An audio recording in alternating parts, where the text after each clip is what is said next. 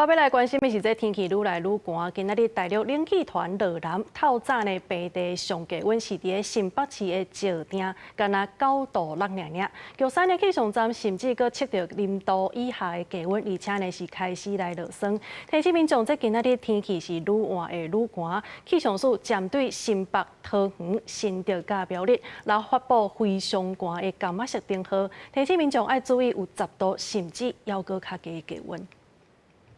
一只玉山气象站，互云雾搭调的，明显当看到树顶已经盖白白一层，出现霜个有雾凇。大陆冷气团礼拜六南下，互部分地区急冻。不过，关山地区虽然温度有够低，但水汽较无够。气象署表示，要看后礼拜一敢有落雪机会。那降雪的话，就还是要碰一点点运气。 主要降雪机会都还是以礼拜一这段时间，可能礼拜天入夜到礼拜一清晨，然后中西半部3000公尺以上的高山都有一点点降雪的机会。雾凇的这个情形可能有机会啊，那落雪这个看起来水汽感觉无啥够。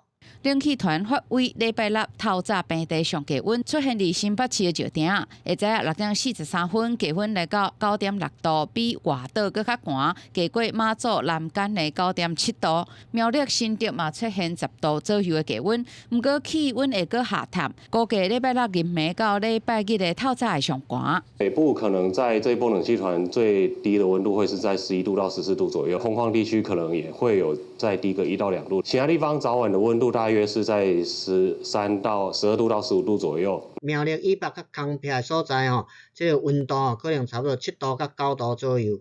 咱若讲台北市台北站来讲咱的这个温度可能12到13度啦。气象署指出，后礼拜一日时开始，冷气团会减弱，不过温度的回升有限。接下来东北季风又搁增强，会一路影响到礼拜5。期间回温的情形并无明显，全台湾是偏寒的。记者林正梅、彭俊怀台北报道。